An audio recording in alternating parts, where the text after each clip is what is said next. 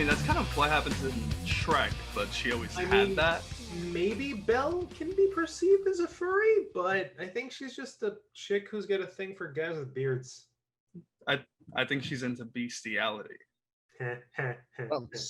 She wants Personally, I think she likes the candlestick. Anyway. Hey, candlestick.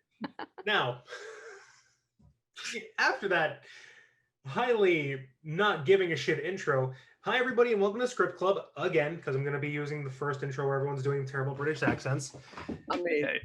This week we're going to be doing something a little bit different. We don't actually have a script for you, but we still wanted to put out an episode. So we're going to be discussing a recent film that we all saw, Black Widow. Arlo has not seen the movie. Go ahead and wave, Arlo, so that we know who you are, even though we all know who you are. You already know me. Natasha died. Spoiler alert. Oh, fuck. And Arlo doesn't care whether or not we spoil the movie for him. Everything's available on YouTube anyway. You just got to be terrible and want to look at that shit. Anyway, with us as always is Cass Hardy and Forrest Bennett. Now, Black Widow, where to begin? Well, in Ohio in 1995 to start. Oh, well. But no, what I'm asking is, like, do we start by talking about the pandemic? Do we just want to get right into it? Because, like, what did we think of the plot? Because, frankly, it's true what everyone is saying. The harsh critics don't pay them any mind. But yes, this is a very different Marvel movie. It's a little bit more realistic in terms of how it's more Captain America Civil War, The Winter Soldier carried itself. Yeah. It's not like that level of realism. Nothing is realistic anymore. Yeah, it's less fantasy, more of a spy espionage story. Are there any performances that blew us away? Because apparently, Florence, whatever I her love name is, Florence Pugh. Florence Pugh, definitely Florence Pugh. But I just have a big lesbian crush on her. I think she's so beautiful and funny. You and three of the girls I went to go see this freaking movie with, my God. Like, nobody was swooning over anything with a penis in that thing. It was I was swooning over David Harbour. He had Karl Marx. That's like my ideal tattoo. I was going to say, David Harbour looked good in that red suit, okay? I was going to see Black Widow regardless. It was a superhero movie. It was a Marvel movie. My ticket was already, like, bought the second that it was announced. But I enjoyed it due to David Harbour because I appreciate the fact that he is the first superhero, at least in the Marvel Cinematic Universe, with a dad bod. So, trendsetter. Yes, he gives as someone else who has a dad bod but doesn't have kids. He gives me hope. It's still a dad bod. It's still you don't gotta have kids for it to be a dad bod. Well, I will just say playing Batman for Justice League Mortal with a dad bod. I feel like I kind of already achieved that. Batman has so many kids. What are you talking about? True. But they're all adopted, so do they really count? Well, not Damien. Damien is his biological kid. Can I be completely open and honest about something regarding Damian Wayne? You don't like him. I was happy when I heard he died in the comics. I was thoroughly disappointed when he came back in the comics because I thought that he was going to be like a one and done Robin. I really did. I thought he was going to go the way of Carrie Kelly. Exists, but not canon. I'll admit he was a brat. That's why I hated him. I don't know which version of Robin it is in the Harley Quinn television series, but I think it's Damian Wayne. Great portrayal because he's such a little dick. I like Damian. I have the first season of the Harley Quinn show. Hang on. 1 second, Arlo's going to show something off. Hey. But yeah. So my public library, they like to give away a bunch of free stuff, just stuff that no one ever takes out ever, and I guess no one ever took out the first season of the Harley Quinn show. Nice. That is shocking. That is just so relatively new for that to be given out for free. Right? I was pretty surprised. They must have thought that it was like an old cartoon or something, because how often do you see, cartoons at the library? And they're in like perfect for a few continuity condition issues, I could totally see this iteration of Harley Quinn being like an evolution of what we got in the 90s series. I've only seen like 2 episodes of the show that my friend let me watch, and it was pretty hilarious from what I got. Utter blasphemy. You watch the hell out of that show, dude. Okay. But yeah, does anybody want to talk about anything that may have stood out to them from Black Widow? Do we all follow the Marvel Cinematic Universe? Do we know where that is right now?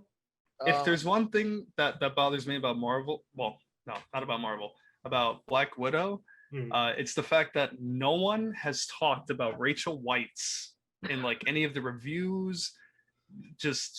No one has talked about Rachel Weisz. She's like the most perfect woman to ever walk the face of Earth, and she's just thrown to the side because everyone is like, "Oh, Florence Pugh, she make the pouty face that she did in Midsummer." Now that you mention it, yes, and I kind of want to circle back to that because you bring up something that I thought about like in the week coming up to this video. But if anybody else wants to say what they thought, go ahead, and then we'll bring it back to me. Yeah, no, I'm just gonna kind of agree with Cass. I would say between this movie, Midsommar, which is my favorite movie of 2019, and Little Women, like I have been crushing on Florence Pugh as well. I just think she's so cute. But I was gonna say the thing I had a couple of things that really stood out to me in Black Widow, both good and bad, and I will always have strong opinions on bad things. It's rare that I have good things because I am kind of begrudgingly following Marvel. I don't choose to. It just kind of is forced onto me. She chooses. Like the thing I really liked actually was God, how do I phrase it? I liked that there was continuity to it. So they retconned like a lot of stuff, I will say, when it comes to Natasha. But the fact that I looked into it in the first Avengers movie, that's Loki literally calls her out for killing someone's daughter by name. Daughter. Yeah, and like that then to be used, how long ago did that movie come out?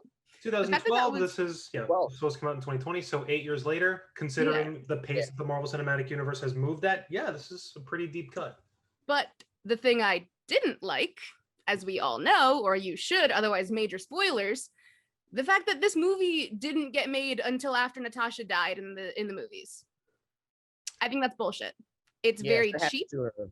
I think that comes down to how this movie was never really part of the plan. This movie was originally penned in 2004.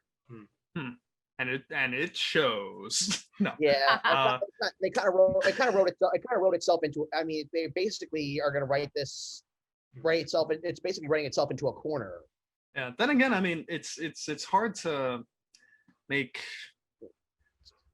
I don't know. She's such a mysterious character that making a whole backstory film takes away that awesome like illusion of her. But at the same time, at the theater. Yeah, but at the same time, from the clips I've seen, it's very huge and bombastic.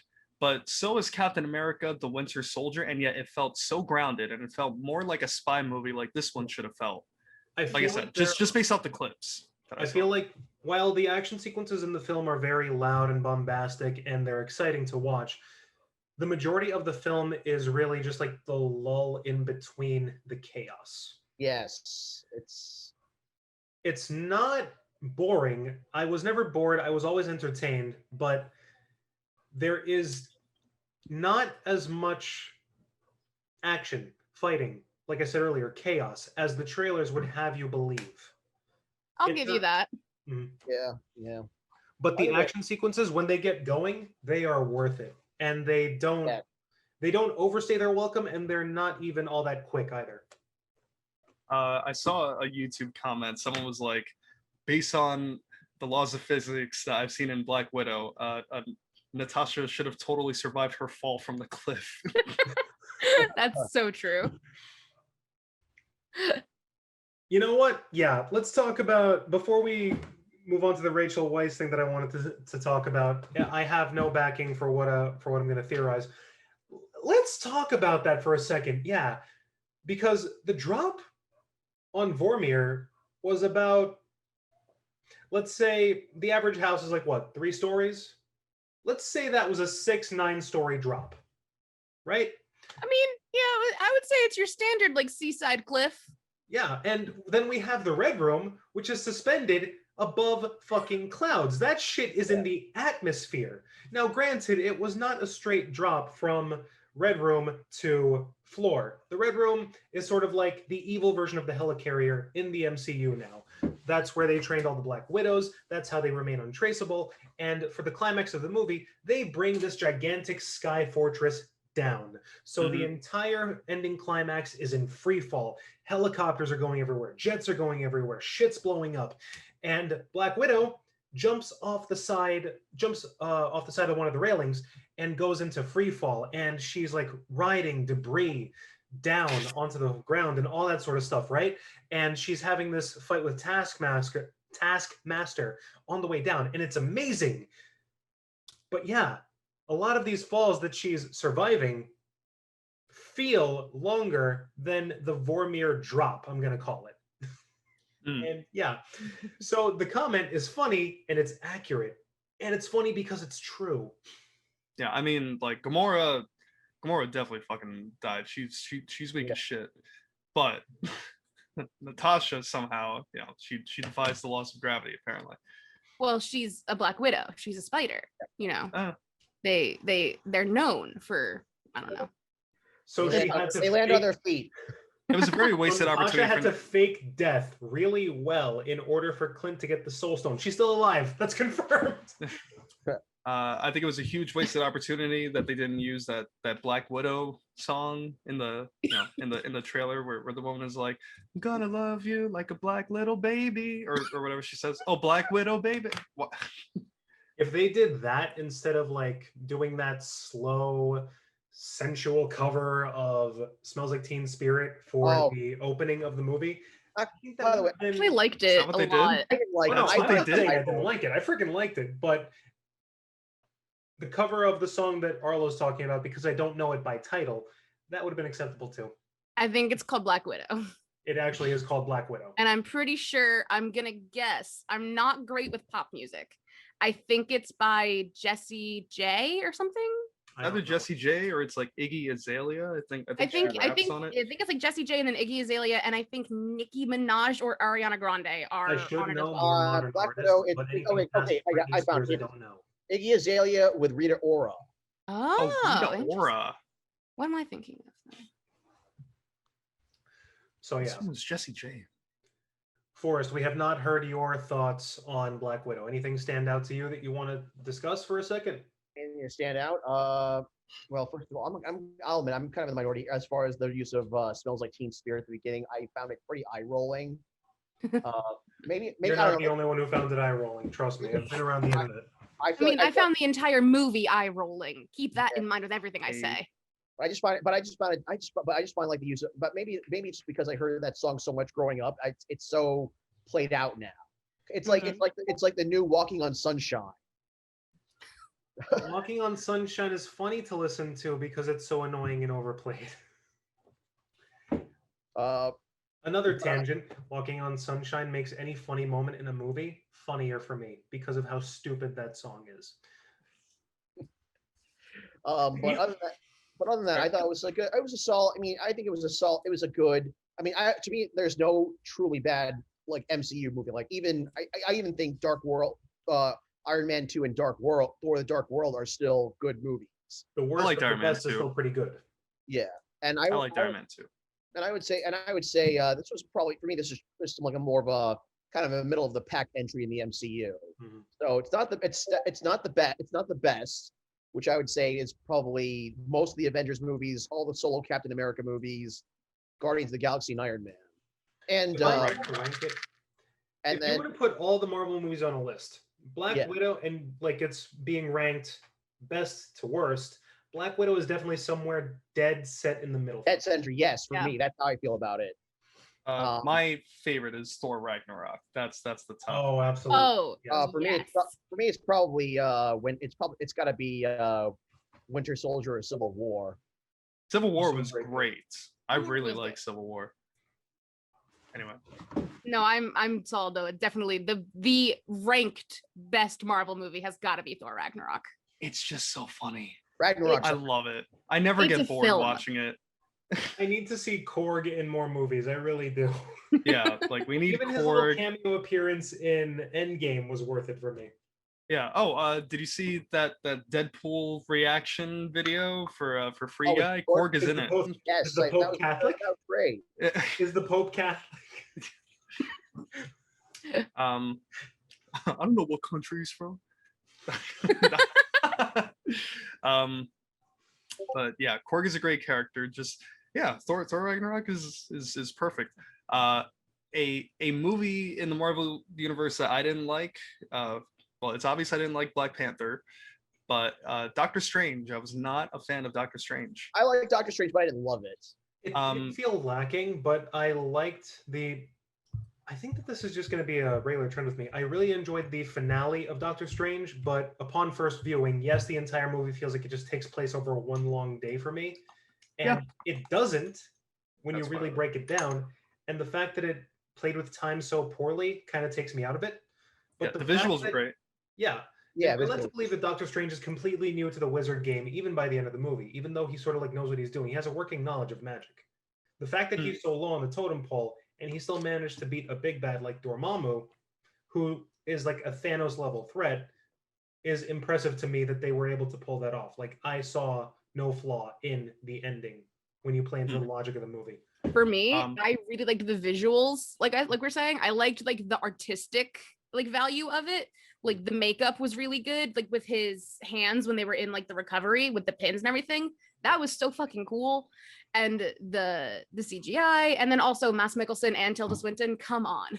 Yeah, But you got the like- two hottest people. I really hope that for the sequel, Doctor Strange in the Multiverse of Madness, Marvel keeps their promise and they give us a scary superhero movie. I am Because the going thing to is, we've watch. gotten this promise before for Doctor Oh, Strange. I hope Well, they I'm sorry let to cut you off. Raimi. Yeah.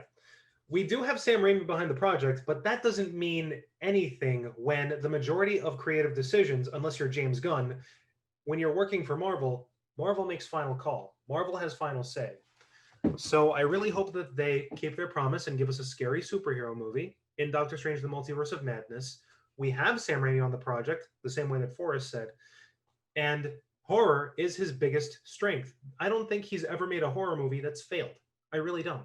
Unless maybe 30 Days of Night failed, but I've never seen that. I think back in the day, Crime Wave flopped, but it's a cult classic now. So I remember watching Crime Wave because I thought that I was gonna love it, and I see why it flopped.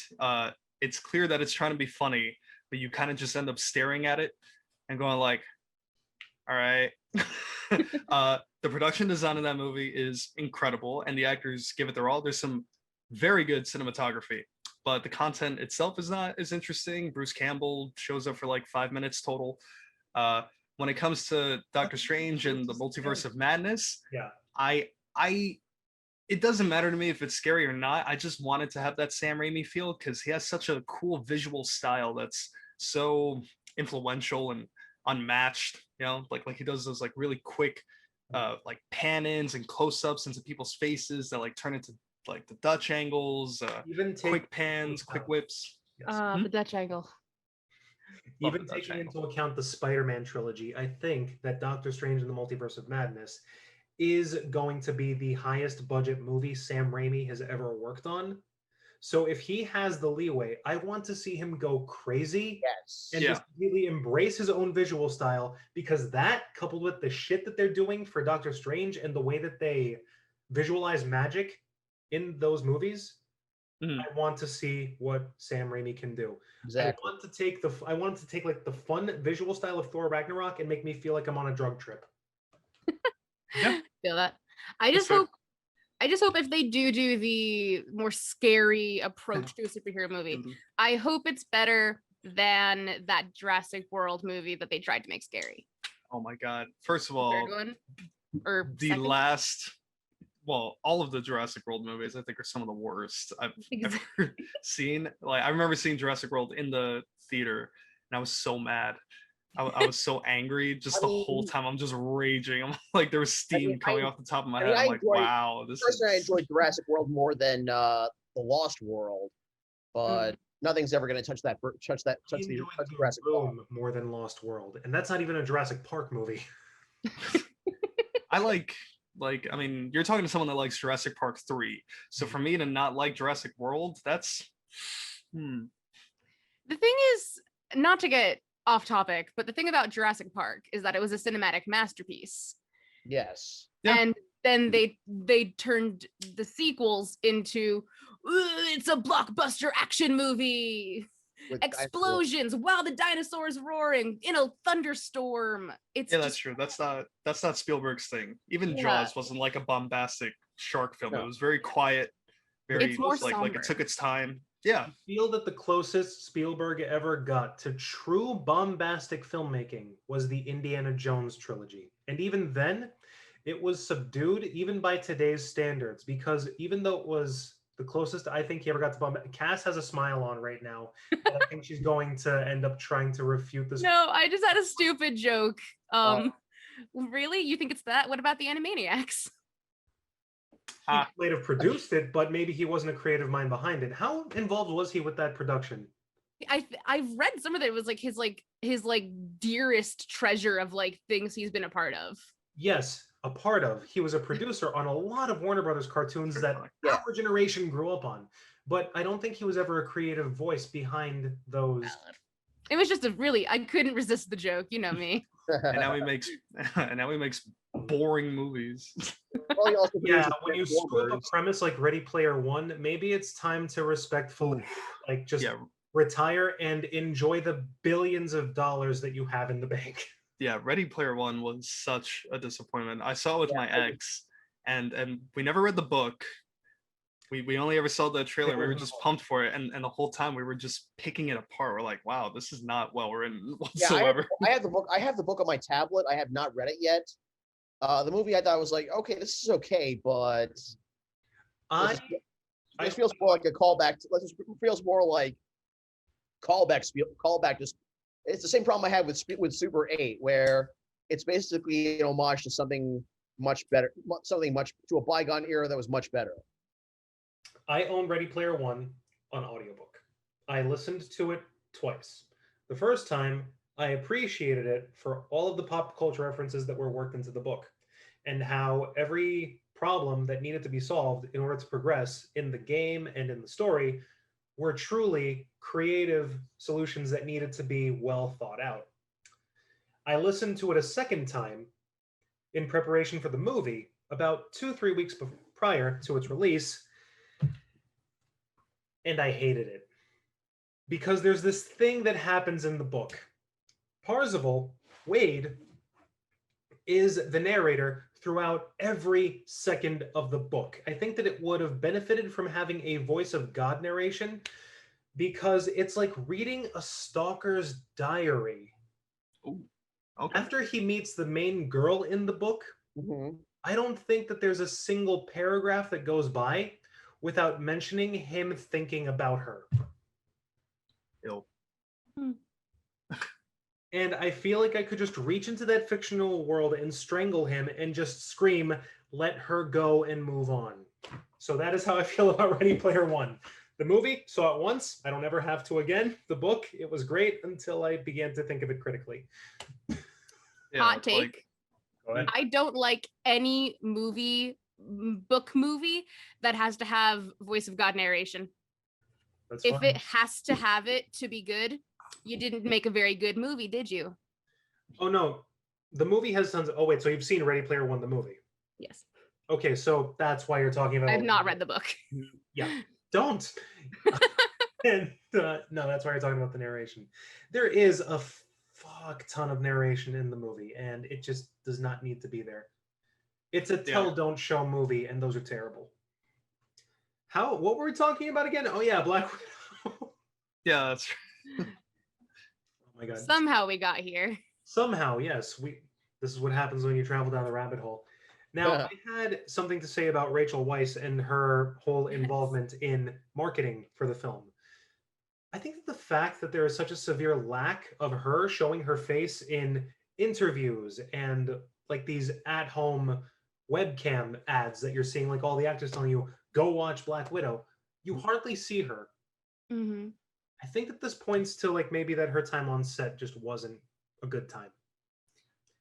Well, I think it's also she's a new character to the franchise. So David Harbour. well, yeah, valid. I'll Yeah, give David you that. Harbour loves the spotlight. And I doubt Eats it up. Okay, true, but Also, men just get more publicity than women do. The only reason that we have so much Scarlett Johansson in the advertising is because she's the goddamn main character. yes, she's the main character. Yelena Belova. What is her real name? Because I'm going to keep calling her Yelena. You guys know her real name. I don't need no lead character that menstruates. So you get Scarlett Johansson, who's the main character. You get Florence, who's being pushed as the new Black Widow, which, by the way, after watching the new movie, I have no problem with her taking the mantle. I just hate the fact that right now, as the Marvel Universe currently stands, Black Widow is 100% dead. And I don't like it when a character is 100% dead. Robert Downey Jr. is one case. He gave us 10 of the best years I've ever seen in anything cinematically. So good for him. He's earned retirement. But it feels like the fact that we got this first Black Widow movie, ScarJo was just taking off. I wanted to see her get a trilogy. But Endgame happened. And the reason that they bring in Florence is because they want to push her as the next generation of the character Black Widow. That's fine. Then you get peripheral characters like David Harbour. He is all over marketing just as much as Scarlett Johansson and Florence Pugh. However, I completely forgot that Rachel Weisz was in this movie until I sat down to watch the movie, because it's been months since I've seen trailers. I just knew Black Widow was coming out on that Friday, and That's actually a really good point. I don't think I really thought about it either until I sat down and I was like, oh, right, she's in this too. Yeah. And again, I have nothing to back this up, but I think that her lack in marketing points to potentially a problem with Marvel Studios. And that's something that you don't hear about, because Disney is really good at keeping tensions between actors and in productions under wraps. So if he appears again in a Marvel movie, we'll know that what I'm saying and what I'm theorizing is completely wrong, in which case, great, because we just keep expanding this universe of characters. But I think that's what it points to. What do you guys think? Do I sound like I'm just babbling? Or, I mean, we're all babbling. No, I mean, well, yes. I think you have it's an excellent opinion to hypothesize. But I think really it's just sexist.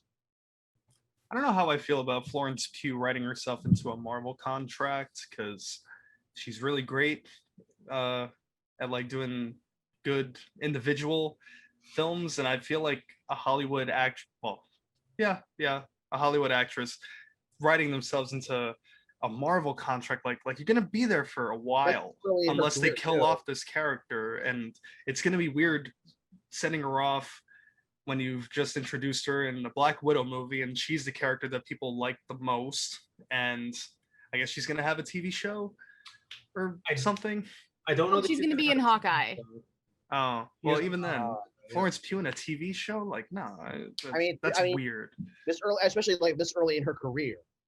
Disney shows are sort of like HBO. It's not really TV because of the production value and the interconnectivity with the larger movie universe.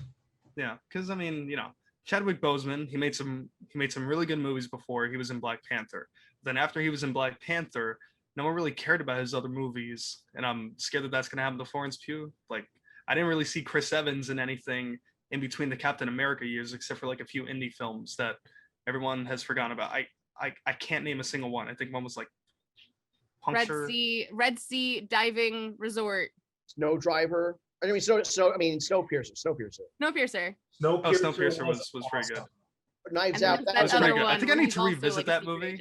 Maybe I didn't appreciate it the first time around. With Chris Evans.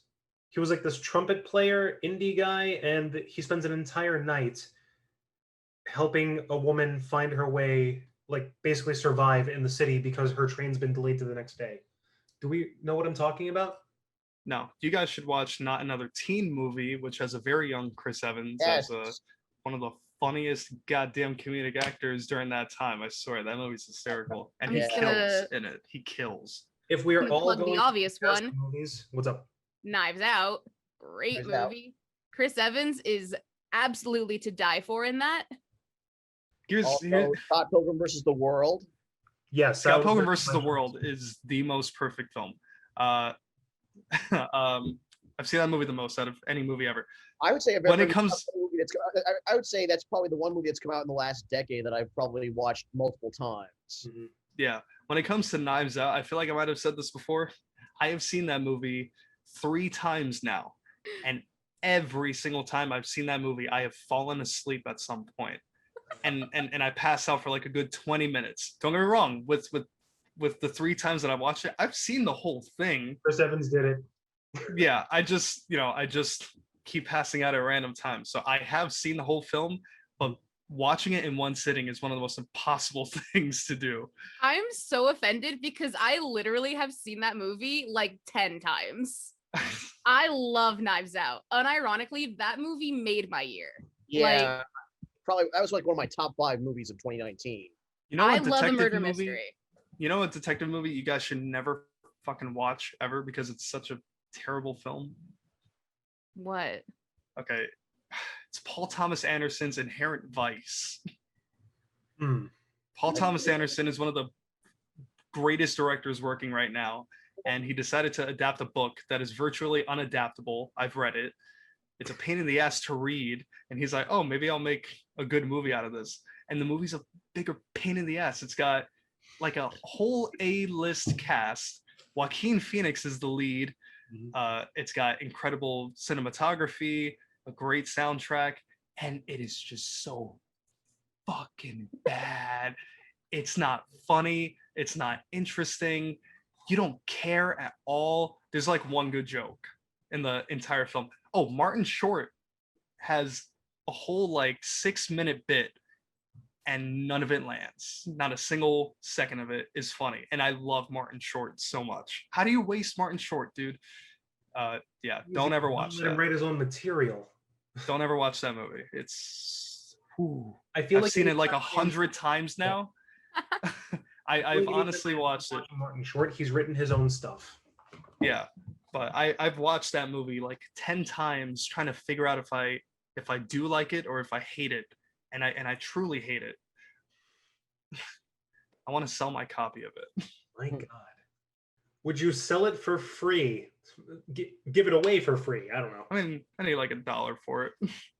Just to show that it had some monetary value to you in the first place.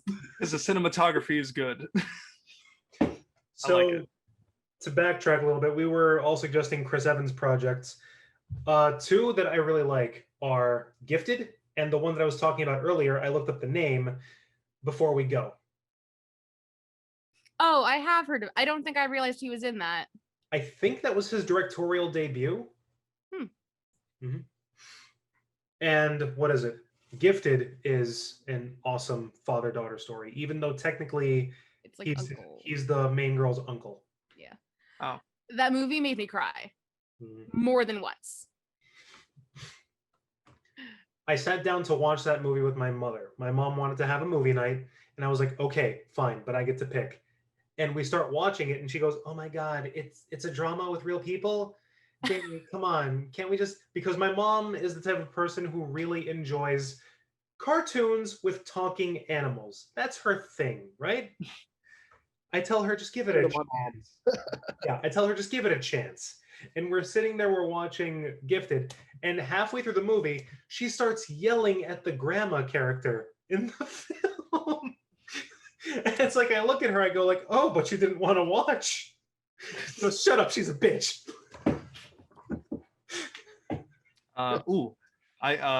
This is a complete sidetrack.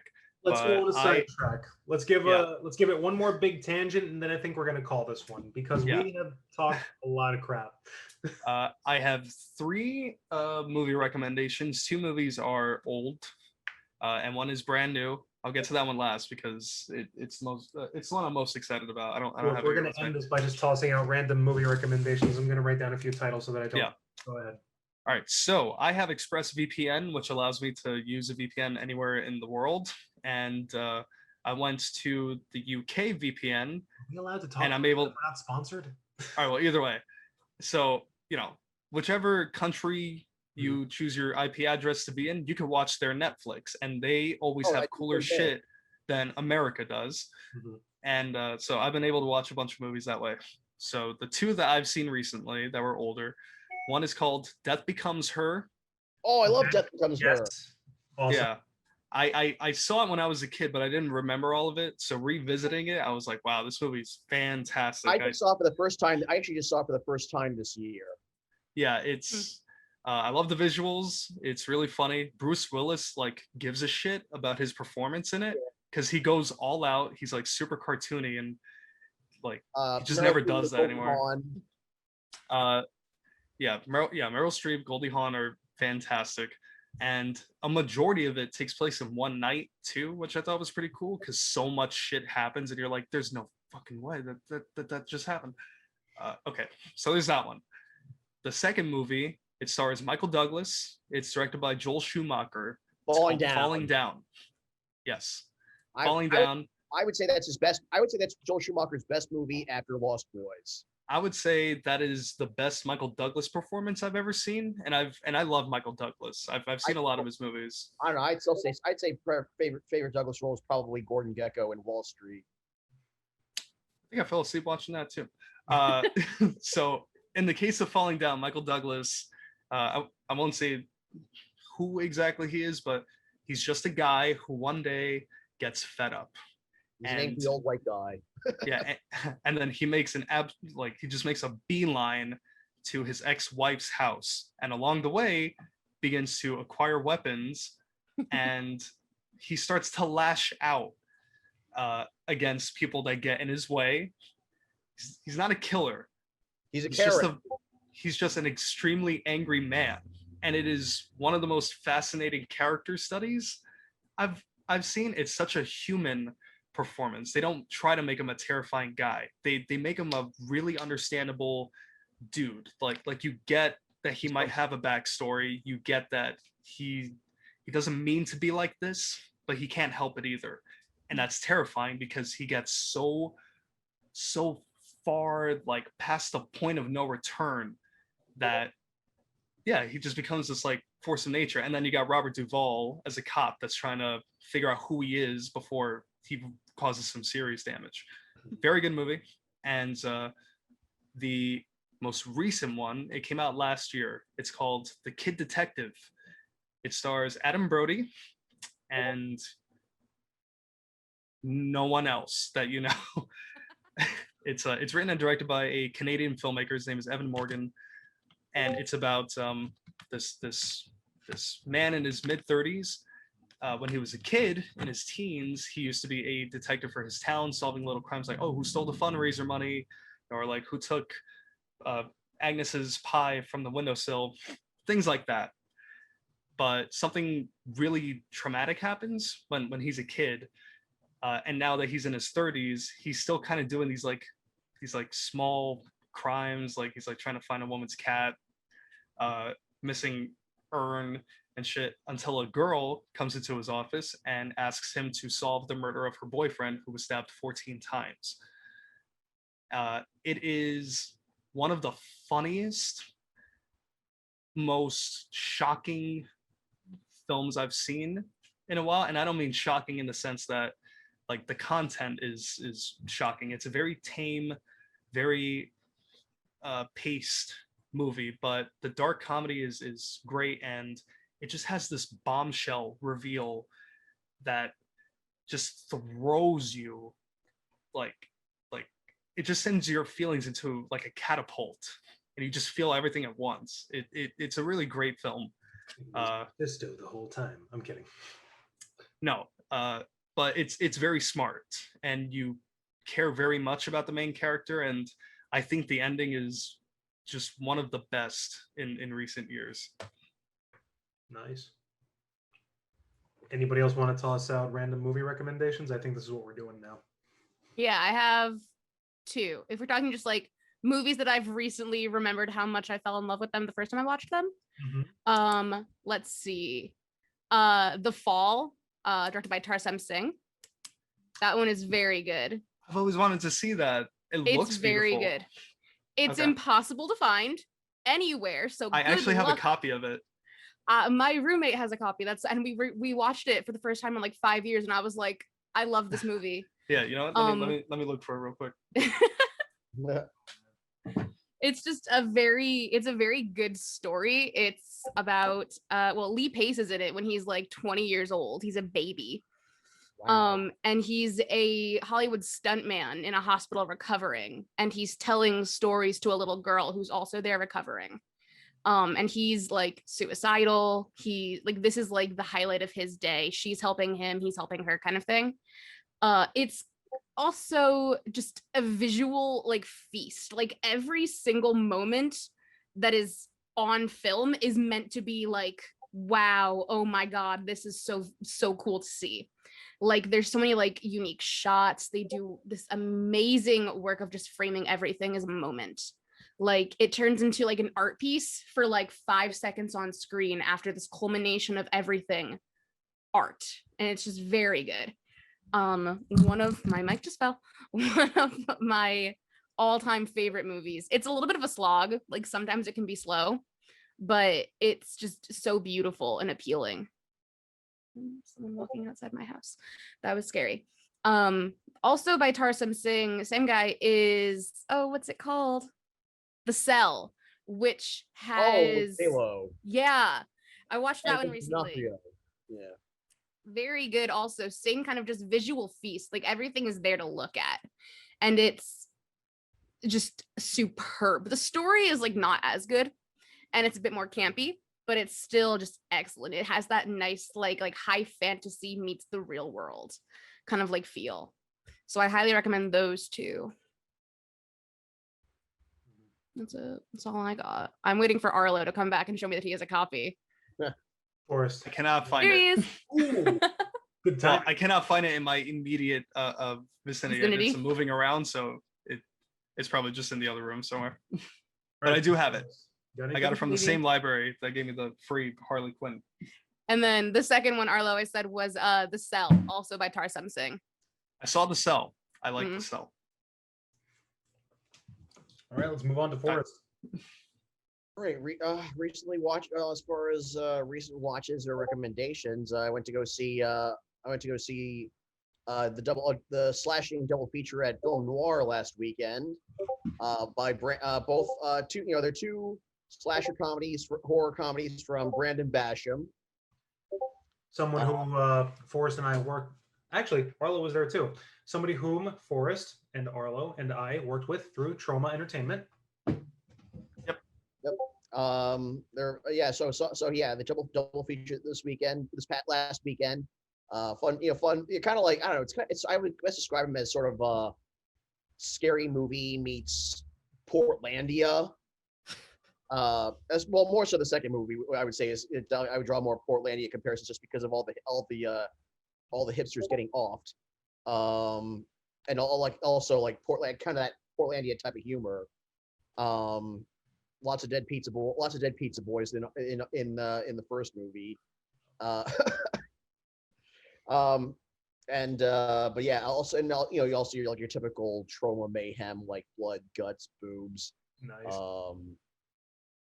Body parts sex organs getting dismembered. Oh god, what else was I watching recently? I've just been kind of just going through a lot of this, kind of just going through stuff I've seen before. Mainly because I've been I've been working from home, so yeah, I kind of just throw stuff on that I'm familiar with while I'm like throw movies and TV shows that I'm familiar with on while I'm working. This is another one that I just watched it recently for the first time in a long time. I hadn't seen it in a while, and I'll be reviewing it. I'll be discussing it on the Inside Movies Galore podcast next week. Is yeah, plug. Cross promotion. Yep. Is Michael Moore's Canadian Bacon. Nice. Is Michael Moore's heard a lot of good things. It's significant for a couple of reasons. It's first of all, it's John Candy's final movie, or at least the last one that was his last one that was released following his death, and as well as Michael Moore's first and only scripted narrative feature. Oh man! about a president with sagging approval ratings who fakes a who fabricates a war between the U.S. and Canada to drum up his approval. Oh boy, I think I may have heard of this one. I'm not sure. Or maybe I'm just thinking about a Robert De Niro movie that had a similar plot. You're probably thinking of Wag the Dog. That's the one. This one came out just a couple. Yeah, this one came out just a couple years before it. Now, for a few of my recommendations, if anybody's even watching this far in, because I think that the average person waits until about 30 seconds to see if anything is good. Don't know if we've crossed that threshold. Now, Forbidden Planet is my first one. I enjoy spectacle. A lot of what I'm going to recommend is spectacle based, and this one actually dates back to when Leslie Nielsen still had a career as a leading man, as a serious actor.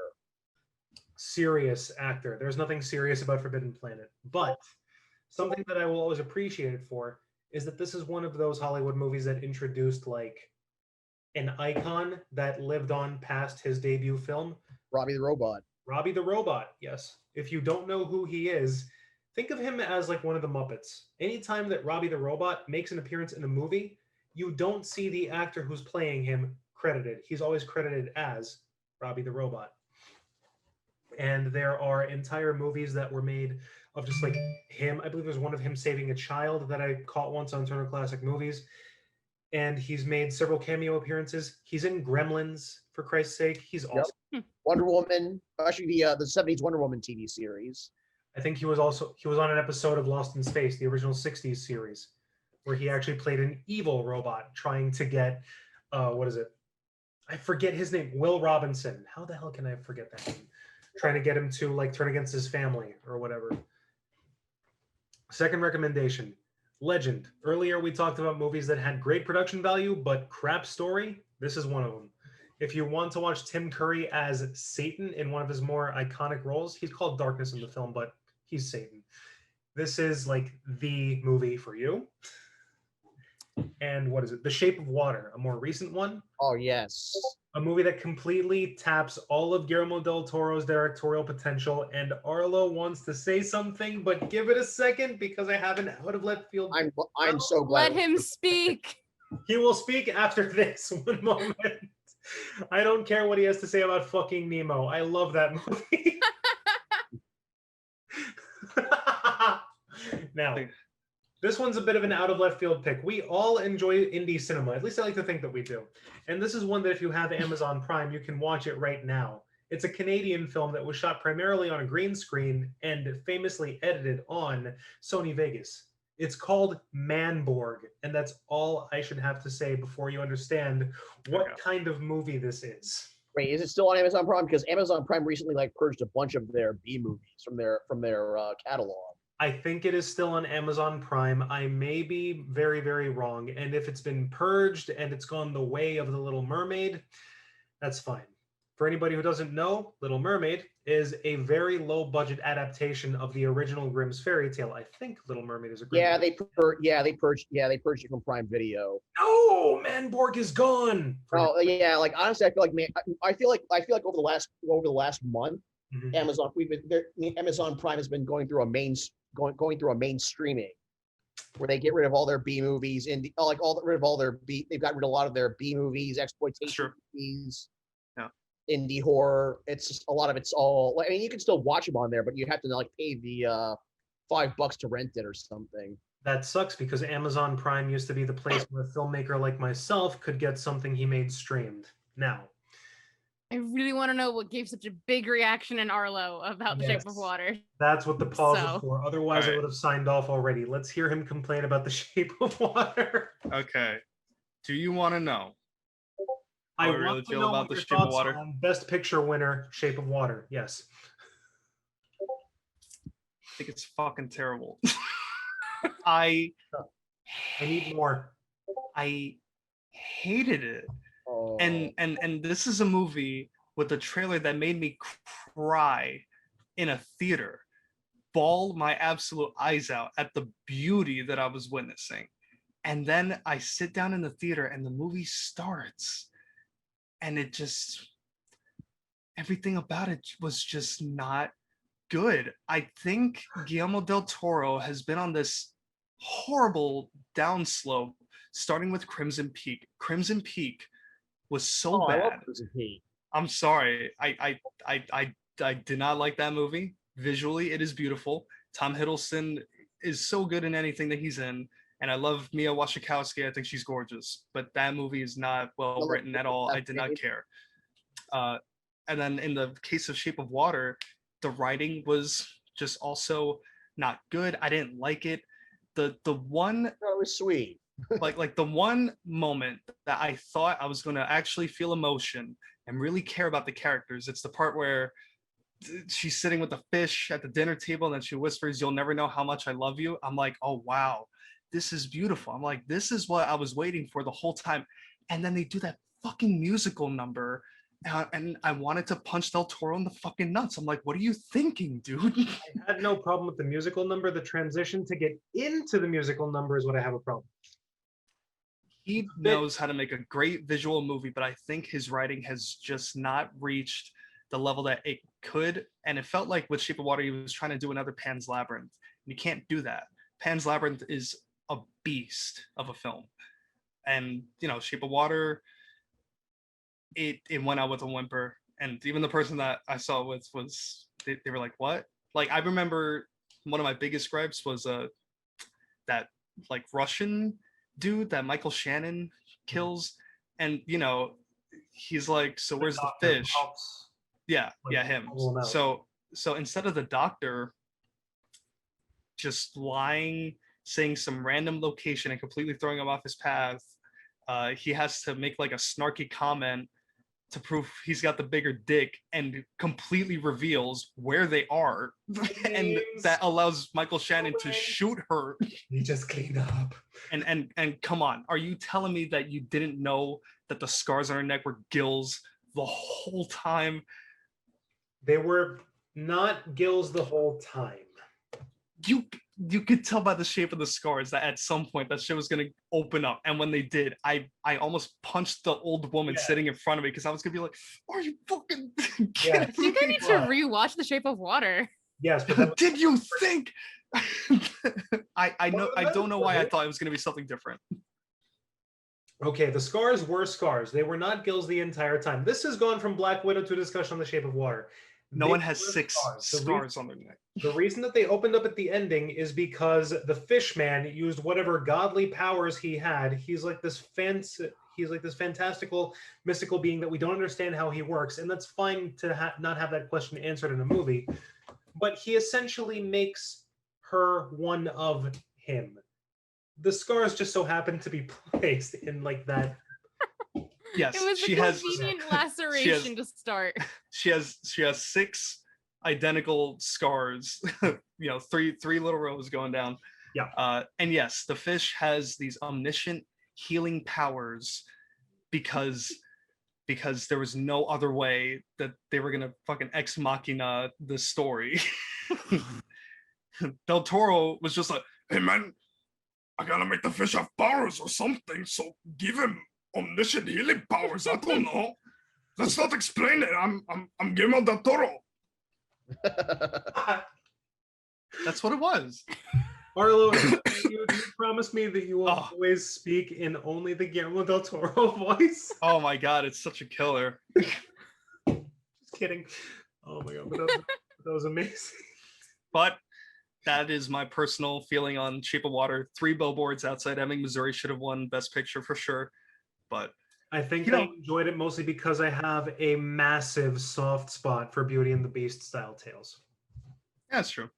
It could be pretty, and it was a pretty looking movie. I just, when it came to the story, I was happy to see a genre movie win Best Picture, and plus, you know, Del Toro. I thought it was nice that it was nominated for Best Picture. I never expected it to win, so I was as blown away by everybody else that year, just not for the same reasons, apparently. Arlo. I still stand Guillermo del Toro, though. You know, then I'll still watch anything Octavia Spencer going like, "Eliza," like the whole time. I want to see what he makes next because the man makes fantasy films for adults, and I love that aspect of his like creative vision. Yes. Yeah. Said it before, I'll say it again. Pacific Rim is my favorite movie ever made.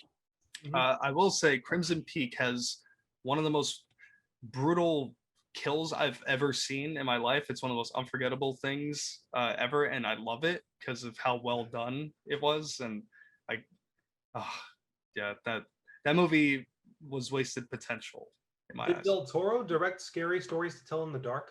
No, he No, didn't. but he produced it. Okay. But I really liked that one.